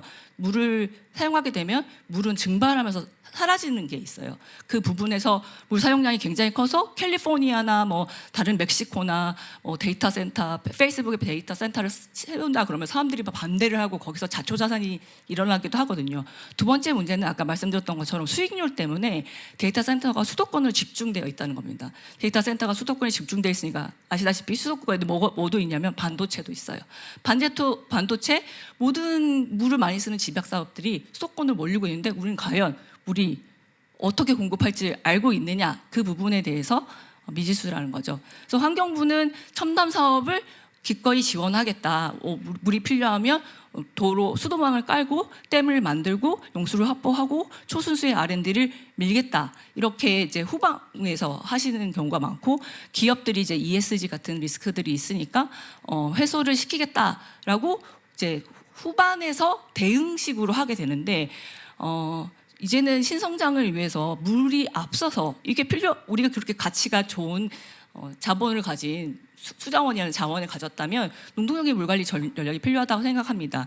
그래서 메가 트렌드로 scared, 지금 뭐 공급 제약의 시대에서 공급망이 국내화, 내재화 돼야 하기 때문에 2차 배터리 같은 경우도 원래 재련 사업이나 앞단 사업들이 국내에 환경 오염을 많이 시키기 때문에 들어오지 않았다가 이 밸류 체인이 안 될까 봐 이걸 내재화해서 국내에서 생산하기 시작했는데 국내에서 생산하면서 굉장한 많은 오염을 일으킬 수 있는 거예요. 근데 여기서는 사실은 부가가치를 많이 나지 않고 말단의 2차 전지를 만들기 위한 그런 재료를 공급하기 위해서 외부 효과가 많이 일어날 수 있는데 이런 부분에서 우리가 대응을 잘 하고 있느냐.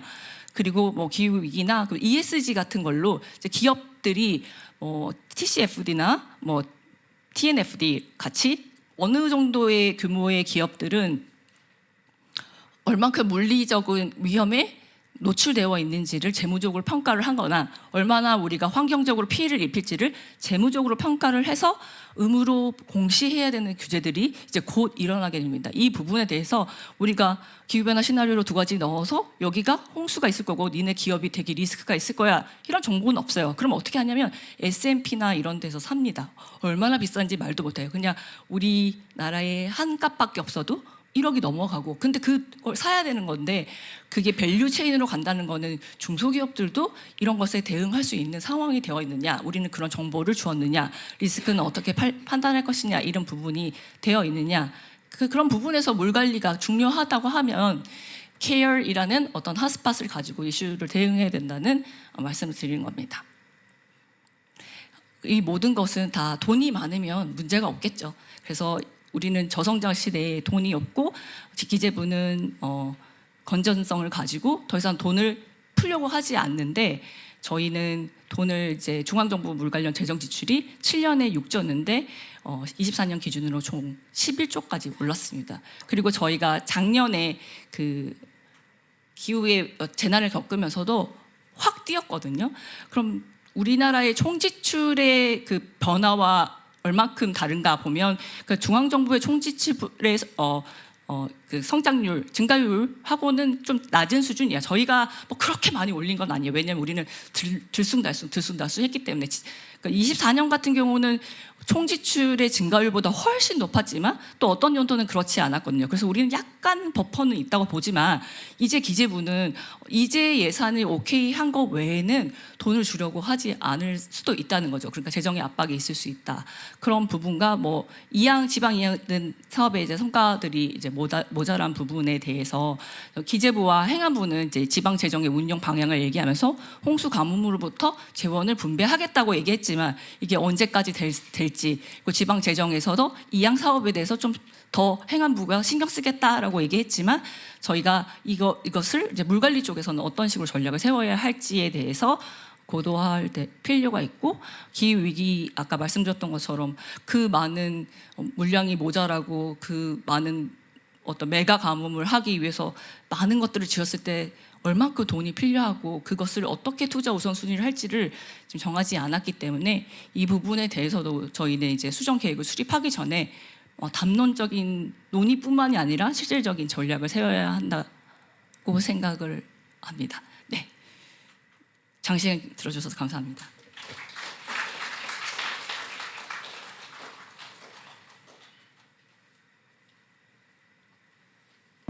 네, 한예진 박사님의 발표였습니다. 물관리계획의 지난 변화와 향후 과제에 대해서 발표해 주신 한예진 박사님께 다시 한번 큰 박수 부탁드립니다. 다음 순서인 토론을 시작하기 전에 5분간 휴식을 갖도록 하겠습니다. 참석자 여러분께서는 잠시 휴식 후에 2시 20분까지 착석해 주시면 감사드리겠습니다.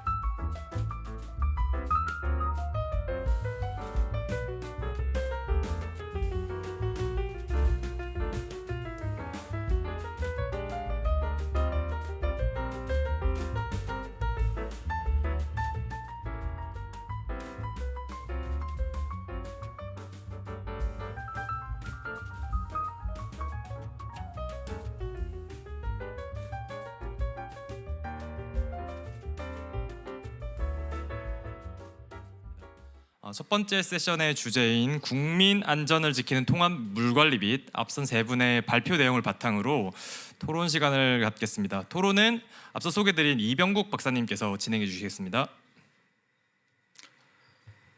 예, 안녕하십니까. KI 이병국입니다.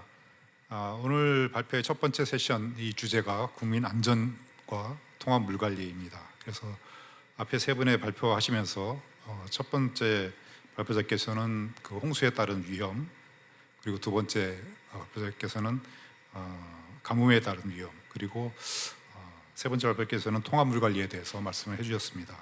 오늘 그 세 분의 지정 토론자를 모셨습니다. 그래서 이미 소개가 됐기 때문에 시간을 절약하기 위해서 지정 토론을 바로 시작하도록 하겠습니다.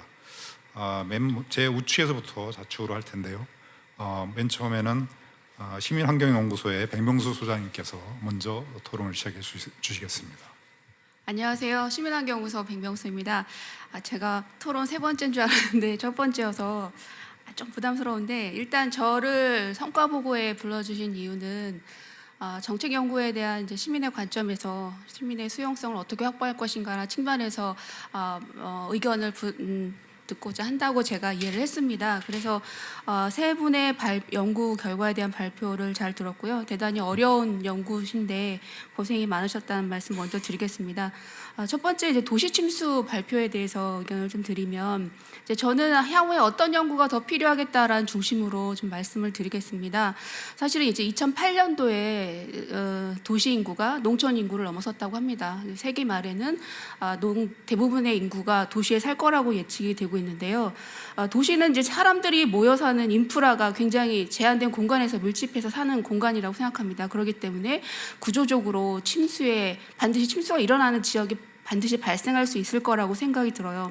그런 측면에서 침수 대책에 대한 비구조적인 대책은 굉장히 필요하고, 저희 시민단체에서도 그동안 구조적인 대책보다 비구조적인 대책이 훨씬 더 중요하다는 얘기를 굉장히 많이 해왔습니다. 그런데 이게 이제 눈에 보이지 잘 않는 거죠. 구조적인 거는 뭐 댐이라든지 시설 인프라로 딱 잡히는데 비구조적인 거는 잘 잡히지 않습니다. 그래서 더 그동안 많은 이제 필요성이 얘기가 돼 있는데 성공적으로 정착하기는 좀 힘들었던 부분이 있지 않나 생각이 듭니다.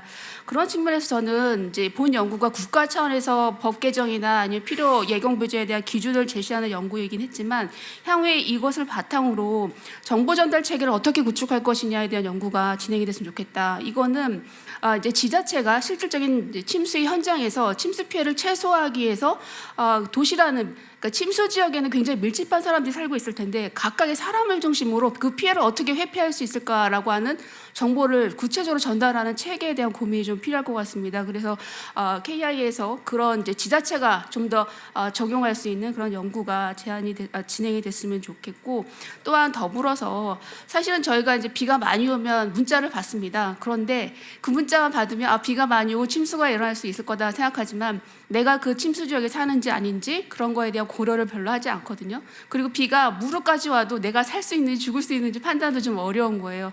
그래서 사람이 죽지 않습니까? 이제 그런 측면에서 저는 보면 침수 예보 이제 기준이 만들어지면 그에 따른 주민 교육이 굉장히 필요하다고 생각합니다.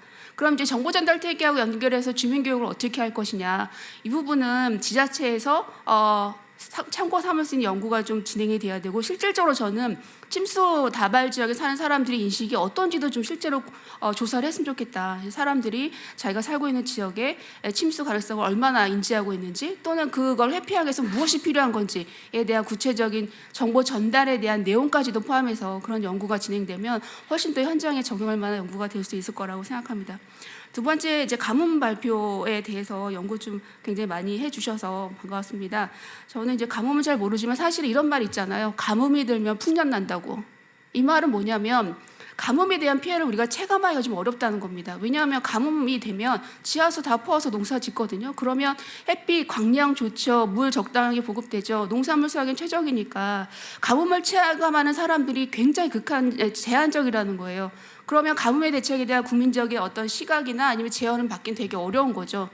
그런 측면에서 가뭄과 이제 지하수 연계 방안, 이제 통합 물갈이라고 하니까 이제 이런 거를 연계했을 때 우리가 실질적으로 가뭄을 체감하려면 무엇이 필요한 건지에 대한 이제 제안이 좀 필요하겠다라는 생각이 들었습니다. 그리고 광주 광역시 가뭄 때의 예를 들어 주셨는데요. 그 자료를 보면 11월부터 1월까지 1인당, 그러니까 생산량으로 보신 거죠. 1일 500톤인데 사실 1인당 그 소비량을 보면 한 300에서 400 미만일 거예요. 근데 이거는 가구나 아니면 그 공업이나 다 포함이 되어 있는 그냥 수도시설의 생산량만 봤기 때문에 저는 그 국민 참여나 시민 참여가 그러니까 거기에 대한 정책을 세우기 위해서는 좀 더 굉장히 세밀한 접근이 필요하고 거기에 시사점을 좀 도출해서 제안할 필요가 있다라는 생각이 들었습니다. 그래서 좀 더 사례 연구를 해보면 좀 더 저희가 필요로 한 결과를 더 도출하지 않을까 싶었고요. 세 번째는 이제 통합 물관리 성과 관리 담론 얘기해 주셨는데 사실은 이 담론에서 저도 어려운 질문이지만 굉장히 우리가 시민의 입장에서 통합 물관리해서 좋아진 게 뭐냐라는 이제 저희 사전 연구할 이제 모임할 때도 질문을 드렸는데요. 지금 3년이 지났습니다. 그래서 3년이면 그래도 어느 정도 시행이 되고 있고 굉장히 중요한 핵심 지표 같은 거는 평가도 가능할 수 있을 것 같아요. 그런데 이제 저희가 국가 물관리 기본계획 수립할 때 지표를 어떻게 잡을 거냐에 대한 논란이 좀 있었고 또 시민들이 체감할 수 있는 지표는 뭐냐에 대한 또 논의도 있었다고 생각합니다. 그런데 그게 이제 3년 시점에서 다시 재등장해서 검토가 되고 이게 5년, 이제 2년 후에 재수립될 때 저는 그게 반영이 돼야 된다고 생각이 드는데 아직 그거에 대한 내용을 좀 찾아볼 수 없어서 혹시 있으면 향후에 공유해 주시면 감사하겠습니다. 그다음에 이제 담론 얘기하실 때 사실은 이제 물 수급에 대해서 앞으로 더 많이 이제 정세나 여건이 변하기 때문에 물 사용량이 훨씬 더 많아질 거라고 말씀해 주셨는데요. 반도체나 AI 데이터 센터나 2차 전지 같은 거에 물 수용량이 급증할 거고 거기에 대한 수급이나 이런 것들이 국가적으로 검토된다 하지만 반대로 보면 이게 시민이 물을 안정적으로 이용할 수 있고 수질의 안정성을 담보하는 굉장히 위험 요소가 되고 있는 거거든요. 그럼 여기에서 시민은 어떤 물에 대한 안정성을 취할 거냐에 대한 우려가 굉장히 큰 거예요. 사실 반도체가 그 수도권에 다 들어온다고 하는데 삼성 반도체 용인에 들어오면 80만 톤이 설계가 되고 있는데 20만 톤은 자체적으로 뭐 확보한다고 해도 60만 톤을 한강 상수에서 끌어오겠다는 겁니다. 근데 지금 뭐 위에 팔당의 위쪽에 그 무슨 댐이든가요? 거기서 가져오는데 사실은 댐에서 오는 게 아니라 물을 흘려내서 팔당 어디인가에서 취소했다는 게 지금 아닌 것 같은데 만약에 가뭄이 들거나 이럴 때 물이 절대적으로 부족할 때 그럴 때는 시민이 사용하는 물량이 절대로 부족할 건데 반도체와 이제 경쟁해야 되는 거죠. 이제 그런 문제들 이런 위험 요소에서 우리는 어떻게 안정성 확보해야 될 거냐인데 사실 지금 우려되는 것은 환경부가 시민의 물 안정성이나 공급량 이런 것들을 먼저 고려해 줘야 되는데 지금은 좀 정권의 중점적인 추진 드라이브나 이런 것들 때문에 오히려 신성장 동력을 확보하겠다라고 먼저 이제 나서서 얘기하는 것들이 저는 대단히 시민의 입장에서 우려스럽다. 그리고 이러한 제안들이 사실은 이제 물관리 기본계획 수립할 때 다 검토됐던 내용 아닙니까? 그런데 이게 이제 정부 지침의 변경으로 갑자기 중요한 요소로 떠올라서 전체를 좀 흔드는 듯한 내용이 있어서 저는 기본계획 수립할 때 저희가 검토했던 사항이고 이런 것들이 어떻게 반영됐는데 중간에 갑자기 댐 건설이나 이런 변동된 내용이 들어올 때는 그럼 어떤 합리적인 절차 시스템으로 가져가야 되느냐에 대한 또 고민도 있어서 그런 것들도 향후에 연구하실 때 같이 반영해 주시면 감사하겠다 싶습니다. 이상입니다. 예, 감사합니다. 시민 단체 입장에서 의견을 아주 적절하게 잘 주신 것 같습니다. 다음 토론자는 건설기술연구원의 이삼희 박사님이십니다. 예, 반갑습니다. 방금 소개받은 이삼희입니다. 저는 이 오늘 토론 주제를 두고 어떻게 제가 그 KI에 이바지를 해야 될까에 대해서 사실 고민을 많이 했습니다. 그래서 제 그 박사기 은사님의 약속을 한 말씀 드리겠습니다. 제가 귀국을 한다니까 자네는 한국에 가거든 논문을 쓰지 않아도 좋다. 단지 하나 한국에는 사람들이 머리를 좋아서 논문 결론을 갖고 많이 논의하는데 인풋 데이터에서 논의한 적이 없더라. 깜짝 놀랐다. 자네는 논문 대신에 한국의 국가에 39년에 기여할 현장 조사를 많이 하라 해서 여러분들이 계시는 고향 앞산 뒤산에 흐르는 강을 제가 안 가본 적이 없습니다. 제 현장을 항상 제가 있다고 생각해 주시면 되는데 그 경험을 배경으로 오늘 조금이라도 KI에 제가 이바지하고자 이 자리에 섰습니다. 그래서 저는 제 중심으로 말씀드리고 그 가뭄 문제라든지 우리 통합 관리에 대해서 잠깐 제가 코멘트하는 걸로 마치도록 하겠습니다.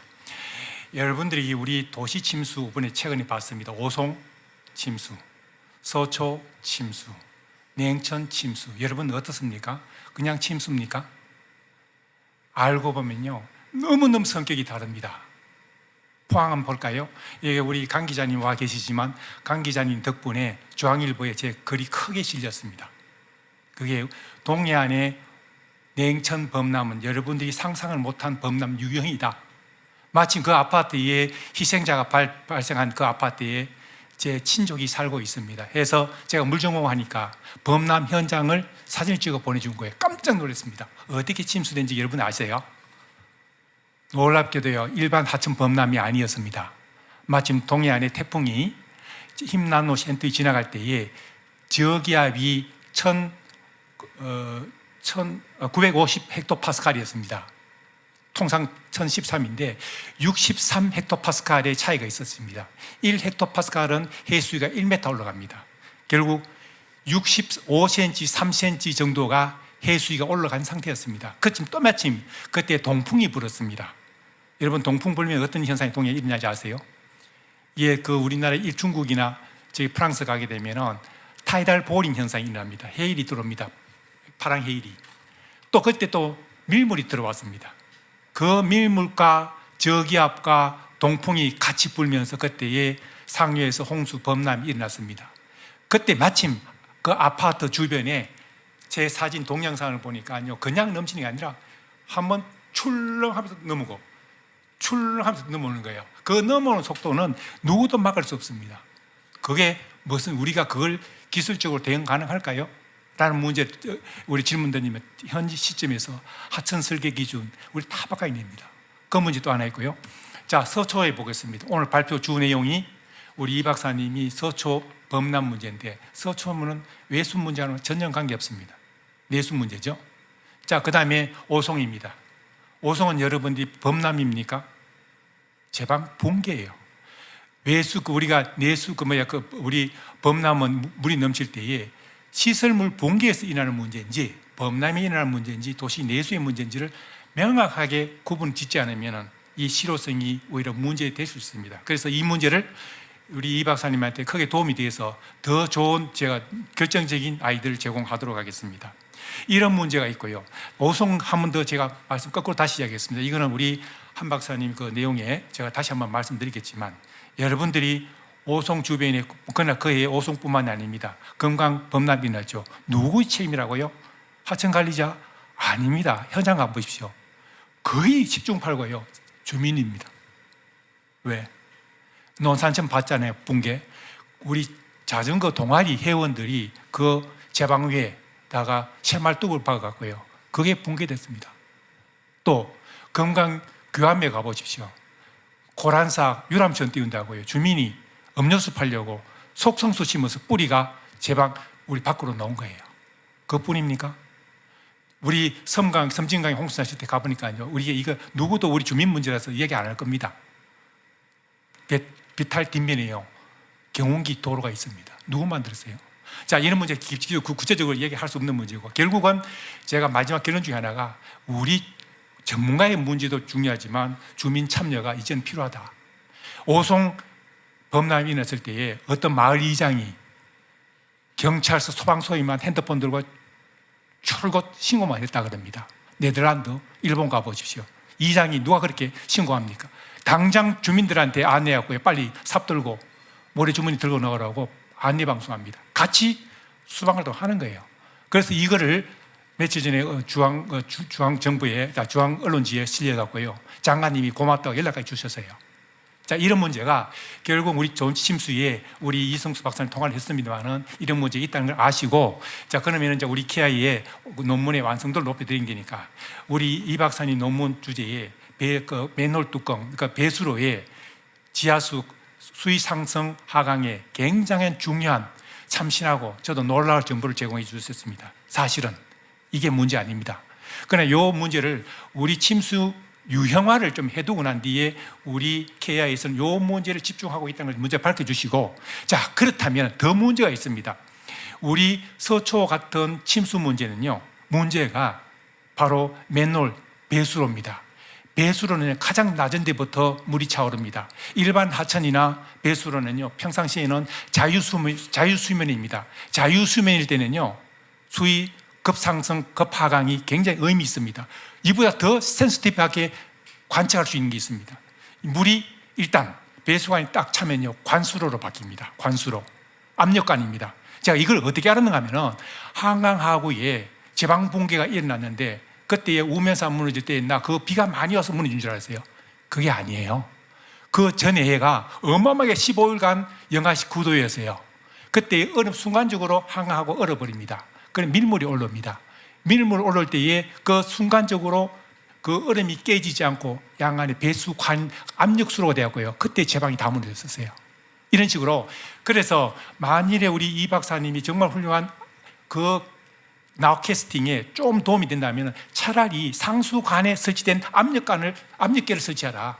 압력 전파는요, 속도가 더 빨리 전파됩니다. 그거는 나우캐스팅, 이게 수위 상승에 대한 기대의 예측보다 이건 현실성이 더 뛰어납니다.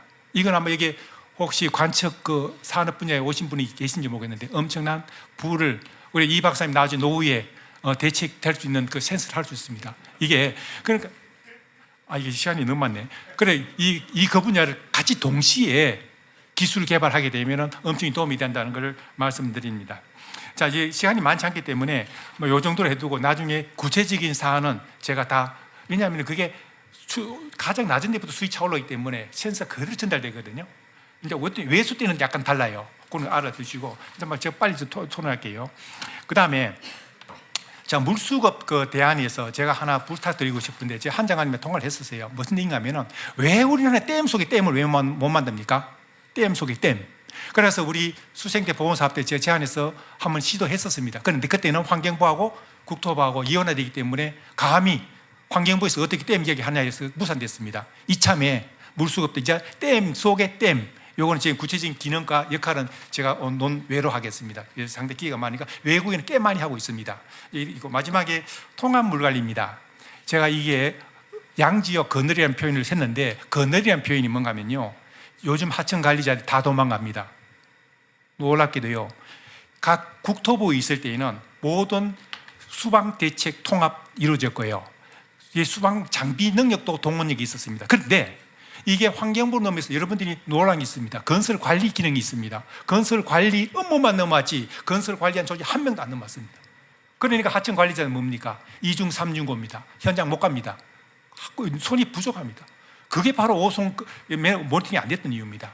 그래서 제가 건의를 했던 부분이 단지 우리가 행정적인 통합뿐만 아니라 우리 인력 제도적으로 이 넘는 문제까지 통합이 이루어지지 않으면 안 된다. 또 하나, 이 관측 관리 기관이 너무 많습니다. 국가수산조사기술원, 환경공단, 이게 이렇게 우리가 운영할 필요가 있는가? 이걸 차라리 우리가 통합해서 하게 되면 우리 효용성이 높아지지 않을까, 이런 문제가 생각되고요. 마지막으로 KIA에 고마움을 표시하고 싶은 게, 이런 우리 정책에 도움이 되는 어떤 그 순발력 또 시의성이 너무너무 잘해 주시고 있다는 게 우리 같은 출연 연구기관에서 고마움을 표시드리고요. 또 하나는 이게 우리 문 박사님도 계시지만 경제학 하시는 분, 법학 하시는 분, 환경기술 분야 다양하게 있다는 거 너무나 복받은 축복입니다. 여러분들 이걸 잘 활용하시고 국민이 원하는 바, 또 국가에서 원하는 바를 더 많은 연구 성과를 거둬주시길 간절히 기대합니다. 이상입니다. 예, 감사합니다. 그러면 다음은 그 국가물관리위원회 현재 위원으로 활동 중이신 이주원 교수님 토론을 듣겠습니다. 네, 오늘 환경연구원의 연구 성과 발표회를 들었는데, 과거에 전통적으로 갖고 있던 그런 분야를 넘나들어서 재난관리, 수자원, 정책 이렇게 확대되는 걸 보고, 옛날에는 수자원 분야 연구 성과 하면은 건설기술연구원이 제일 먼저 올랐는데, 지금은 물 분야에 아마 환경연구원이 그 자리를 대신하고 있지 않나, 그런 생각을 가지고 있었습니다. 좀 주제 넘는 얘기지만 제가 KIA의 연구 성과 보고서를 보면 참 잘 썼다, 이거 활용하면 좋겠다 이런 걸 많이 느꼈습니다. 그래서 이게 저희들 교수들 입장에서는 어떤 용역과 시간에 아주 급한 연구 성과가 아니고 충분히 인큐베이팅을 해서 나온 연구 성과 보고서가 아닌가 그런 생각을 했고, 또 하나는 모든 제목을 실장님이 지어주는 것을 보고 상당히 상명하복이 잘 돼 있는 조직이구나 그런 생각을 또 일편했었습니다. 근데 저도 오늘 실장님이 참 제목을 잘 짓는 분이라는 걸 느낀 게 통합물 관리를 위한 여정이라는 제목이 아주 저한테는 굉장히 그 로맨틱하게 와닿았습니다. 그래서 실장님이 앞으로 계속 연구 제목을 지어주시는 게 좋겠다 그런 생각을 하고요. 저는 제가 가뭄을 연구하기 때문에 가뭄하고 또 이제 통합물 관리 두 가지에 대해서 간단하게 말씀을 드리겠습니다. 어떤 분야보다도 이제 통합 또는 협조가 중요한 분야가 가뭄입니다. 근데 과거는 이 부족한 물을 어떻게 확보할 것인가, 그리고 두 번째는 이 물을 어떻게 공급할 것인가가 굉장히 중요한 두 가지의 토픽이었다 그러면, 지금은 시대가 바뀌었습니다. 지금은 어떻게 제한급수를 아주 그 흠잡을 데 없이 할 것인가, 또 국가와 국민이 물 부족에 대한 대책을 어떻게 공유할 것인가, 그다음 과연 지자체의 역할은 무엇인가, 이런 것들이 굉장히 중요한 시기가 됐습니다. 결국 국가 집중형 가뭄 대책에서 이제는 참여 분산형으로의 의식 전환이 필요한 시점이라고 보입니다. 그런 차원에서 이문환 박사님 연구 성과가 굉장히 의미 있다고 보이고요. 그거는 미국이나 호주를 보더라도 연방정부가 하는 일이 그렇게 많지 않습니다. 대부분 지방정부들이 다 가뭄 극복을 위해서 재정을 확보하고 대책을 마련하고, 실제로 호주 같은 경우에는 아까 말씀하셨던 밀레니엄 드라우트의 제한급수가 2분의 1 밑으로 떨어집니다. 그걸 다시 100%로 환원하는데 한 번에 환원시키지 않습니다. 몇 년간에 걸쳐서 환원을 시킵니다. 그래서 이런 것들을 볼 때 좀 몇 가지 의미가 있었고, 제가 한 세 가지 일단 말씀을 좀 제언을 드리는데, 첫 번째는요, 우리나라 다목적댐하고 용수조정댐은 용수공급 조정 기준이라는 게 있습니다. 이제 가뭄 상황을 보고 관심, 주의, 경계, 심각에 따라서 이제 컷테일을 하는데, 아까 말씀하셨지만 제일 먼저 없애는 게 하천 유지용수를 100%를 감량을 하고요. 그 다음에 농업용수, 그 다음에 성경용수 이렇게 들어갑니다. 근데 저는 이게 우리나라가 다목적댐이란 말을 쓰는데, 사실 다목적댐에는 홍수 조절 용량을 늘 비워놓거든요. 다목적은 홍수와 가뭄에 다 대응을 해야 되는데, 과연 다목적댐이 가뭄에 대응하는 용량이 있나 하고 저는 K워터에 한번 물어보고 싶습니다. 없습니다. 없고, 정상 때 쓰는 물을 줄여서 아끼고 물 짜듯이 해서 주겠다는 정책인데, 다목적댐은 가뭄에도 대응할 수 있는 용수를 확보해야 되지 않나 그런 생각을 하고요. 더군다나 하천 유지용수에서 농업용수, 생활용수, 공업용수로 이어지는 이 시퀀스가 과연 통합물 관리의 관점에서 정의로운지는 봐야 됩니다. 이거는 정의롭지 않습니다. 무조건 생태계 먼저 고사시키고 인간은 끝까지 살리겠다는 건데, 사실은 인간도 제한급수를 생태계하고 똑같이 받을 때 물을 아껴 쓸 수 있다고 생각을 하거든요. 그래서 그런 것들을 한번 통합물 관리 관점에서 KI에서 한번 해보면 어떨까 그런 생각을 했고요. 아까 백명수 소장님이 말씀하신 국가 첨단 산업 용수 부분은요, 이거는 그렇습니다. 이제 가뭄이 오면 아까 같이 용수 공급을 해야 되는데, 아까 하천댐에서 그걸 공급하기로 되어 있는데, 물은 어차피 하천으로 흘려보내거든요. 이 수도꼭지식으로 줄이는 게 아니고 물은 이미 하천댐을 떠납니다. 그럼 중간에 수리권자들이 막 취수를 하는데, 이게 똑같이 감량 취수를 해야 되는데 그렇지 않습니다. 그러니까 하류 수리권자는, 최하단의 수리권자는 그 자기가 주장할 수 있는 수리권을 보장받을 수 없는 상황이 되는 거죠. 그래서 이 제한급수도 사실 기술적, 제도적으로 아직도 보완해야 될 점이 굉장히 많고요. 또 국가가 무조건 다 주겠다? 저는 이런 정책은 올바르지 않다고 봅니다. 뭐 국가가 50을 하면은 기업이 나름대로 50을 해결을 해라. 물론 지금도 이제 어느 정도 부담은 하고 있지만, 그런 것들에 대한 부담 비율을 환경부가 좀 가져가야 될 때가 된 것 같고요. 더욱이 가뭄이 왔을 때 아까도 얘기했지만 생공이 묶여 있습니다. 지금. 생활용수하고 공업용수를 분리해야 되는데 분리되어 있지 않거든요. 이제 그런 부분들을 어떻게 할 것인가. 그리고 또 하나는 예비율도 또 생각을 해야 됩니다. 우리가 100을 준다고 해서 100을 확보하면은 사실은 130쯤 가지고 있어야 가뭄에도 대응을 할 수 있는 거거든요. 그래서 그런 것들을 저희들이 조금 좀 가야 되지 않을까 그런 생각을 하고요. 통합물 관리 부분은 뭐 늘 우리들이 아는 거지만 단순히 수자원과 환경, 수량계, 수질의 통합 또는 조직의 일원화 이게 통합물 관리가 지향하는 바는 절대 아닙니다.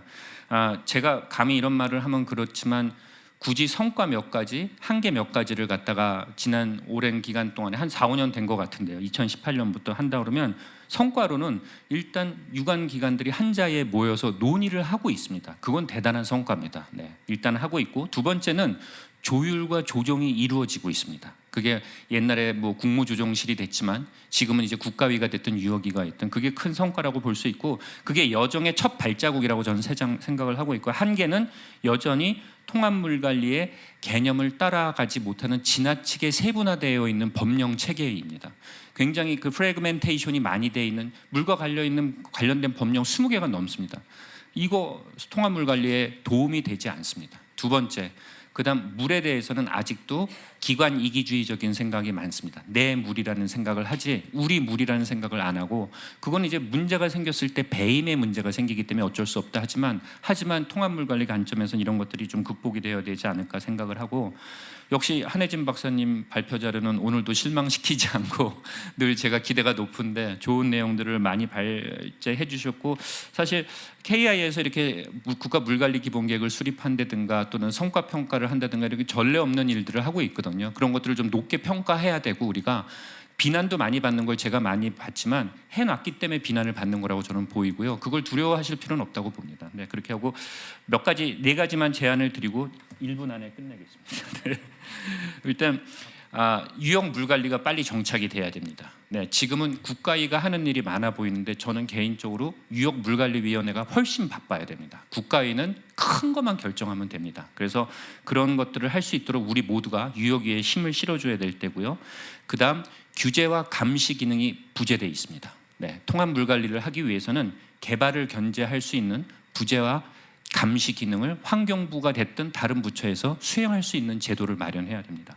세 번째는 통합 물 관리라는 용어보다는 제가 제안하고 싶은 거는 Integrated Water Resources Management보다는 Harmonized Water Resources Management가 훨씬 더 좋습니다. 네, 통합은 굉장히 강제적이고 제약적이고 힘듭니다.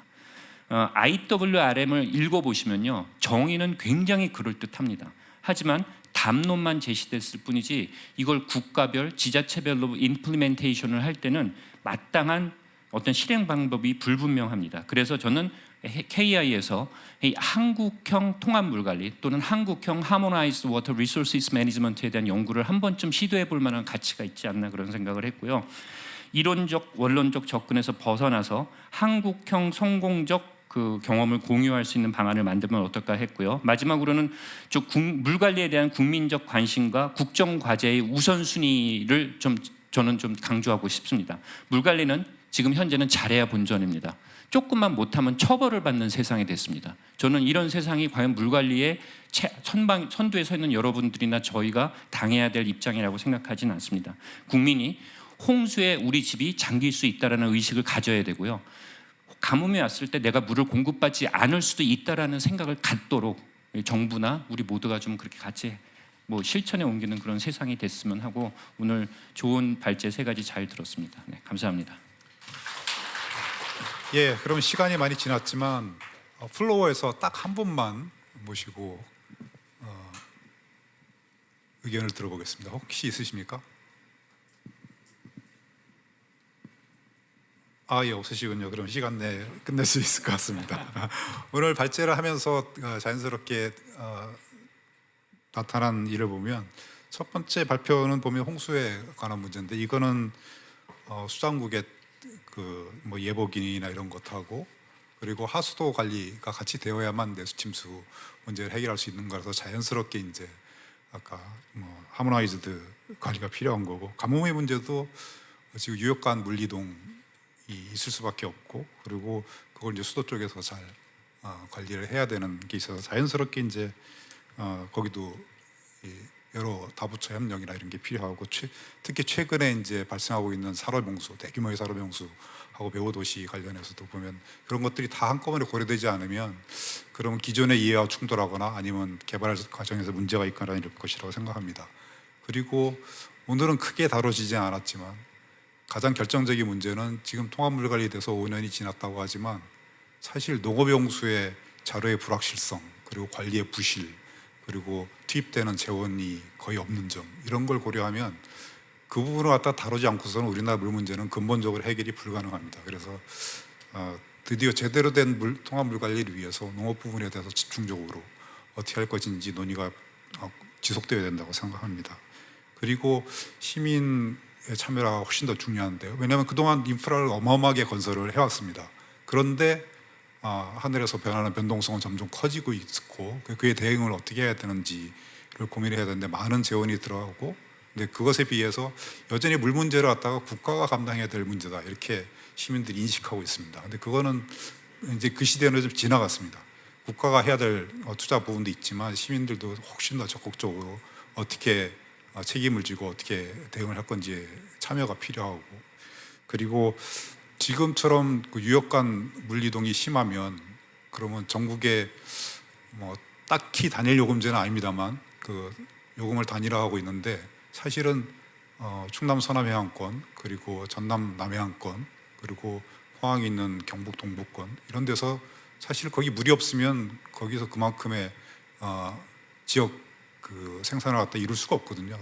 이런 데까지 왜 또 동일한 낮은 요금을 해야 되는지. 사실은 우리도 이제는 거의 물 사용할 수 있는 물량이 어느 정도 한계에 차 있고 기후변동 때문에 더 심해질 것이라서 과연 요금을 어떻게 할 것인가. 지역별로 부가가치 생산에 맞게 좀 차등을 두는 이런 것들을 논의를 시작해야 될 시점이 아닌가 그렇게 생각합니다. 그래서 이런 것들이 충분히 고려돼서 통합 물관리보다 저도 하모나이즈드 물관리를 좋아하는데 예전에는 따로 또가치라고 했는데 지금은 많이 모여가지고 따로가 아니고 대부분 있는데 이제 한두 분야만 더 합치면은 다 모이게 됩니다. 그래서 이전보다 훨씬 더 많은 그 노력을 경주해서 마지막에 통합 물관리가 완성됐으면 좋겠습니다. 그리고 지금도 비가 오는 중에 있는데 최소한도 이번 달만큼은 비피 없이 무사히 지나갔으면 좋겠습니다. 예, 그럼 세션 1회 토론을 이걸로 마치겠습니다. 감사합니다.